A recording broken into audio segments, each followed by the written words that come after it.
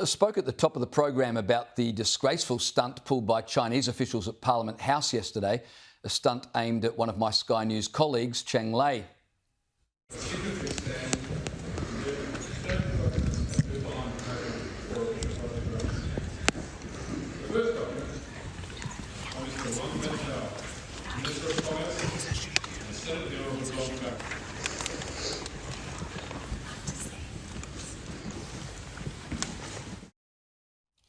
Now, of course, after being questioned about it yesterday, the Prime Minister finally condemned the move today, saying Australia had lodged a complaint with the Chinese embassy over the incident. Just to remind you, here's the PM.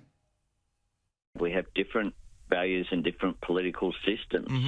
And we saw some of that yesterday, I've got to say, with the attempt that was pretty ham-fisted to block Cheng Lei, the Australian journalist who were able to get brought home at the press conference. And there was a clumsy attempt, really, to just stand in between where the cameras were and Cheng Lei, and the Australian officials did the right thing and intervened. Opposition leader Peter Dutton says the PM's response is not good enough. I do want to point out that the Prime Minister clearly misled the Australian people yesterday when he got up and did a press conference and said that he heard nothing of it. He didn't understand what the question was or didn't know anything about it. It's completely inconceivable. And the Prime Minister needs to stand up today to explain the discrepancy, explain why he didn't tell the truth yesterday, and please grow a backbone and stand up for our country. Strategic Analysis Australia Director Peter Jennings joins me now. Peter, thanks for your time. It's a pretty, not just delayed, but weak response from the PM. Yes, it is, James, and good evening. Once again, we get from Prime Minister Albanese a sort of a description of the event like he's a spectator at the scene. I don't think it's appropriate to call this a cultural difference. What Chinese officials were deliberately trying to do was to hide from the cameras a person who they had illegally jailed on fake spying charges for 3 years until she was finally released and brought to Australia. And so this is the behaviour of the thuggish Chinese Communist Party, not a cultural practice, which was tolerated in the Parliament of Australia. And then the Prime Minister said that he knew nothing about it. And then the following day he talks about a complaint being made as though it's nothing to do with him. You know, why didn't he take the opportunity, James, to take it up with Premier Lee? I thought it was a typically poor quality performance, a failure of leadership, and it creates this impression that he's all too willing to please the Chinese. Whereas I think what most Australians want Mr Albanese to do is actually stand up for Australia's interests. Yeah, I remember Anthony Albanese once saying, I love fighting Tories, but he really doesn't like speaking out against the Chinese. In fact, in that radio clip that we played just a moment ago, Anthony Albanese actually does a half laugh as he talks about this incident. But as you say, it reaffirms the complete incompatibility between Australia's political system and political culture and that of the Chinese. And it's no small difference. These are major ideological differences. So a failure to stand up for Cheng Lei is really a failure to stand up for liberal democracy and for the freedoms that we all take for granted, is it not?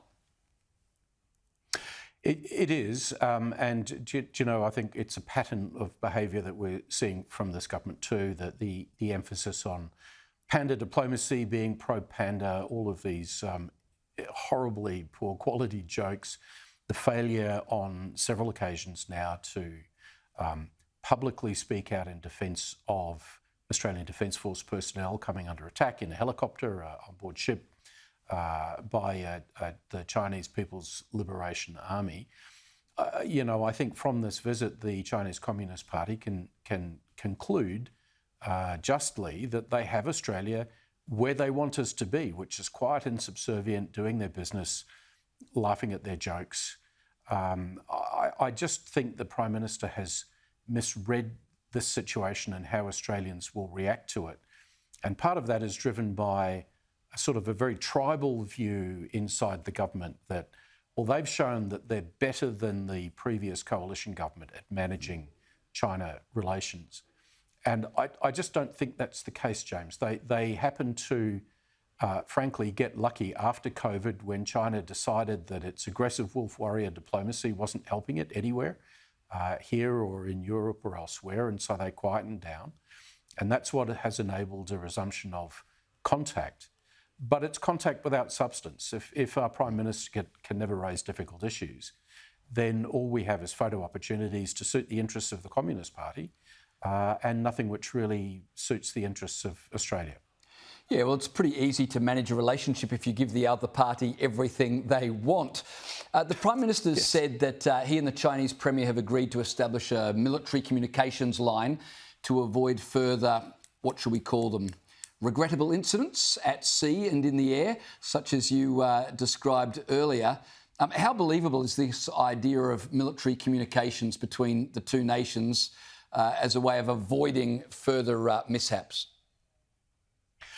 Well, you know, tactically, communications happen all the time. And I've heard recordings of aircraft-to-aircraft discussions or ship-to-ship discussions where our Navy is telling the Chinese Navy that they're sailing in international waters, and the Chinese Navy replies, no, you're in Chinese sovereign territory, move away. Those communications happen all the time. I don't know what it is that the Prime Minister claims to have heard from Premier Lei other than some sort of throwaway comment, because here's the key point, James. Since 2021, there have been over 200 of these incidents at sea involving us, the Americans, the Filipinos, and other navies. This is not a failure on the part of China to communicate. It is them unrolling a strategy of intimidation. That's what China is doing. They're trying to intimidate other navies and air forces to stay away from what they call sovereign territory. And so no amount of Australian discussion about better communications is going to change this issue.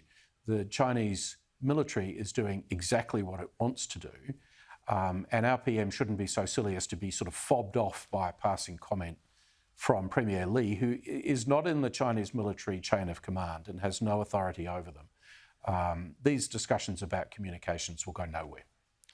Very interesting. Peter Jennings, I appreciate your insights tonight.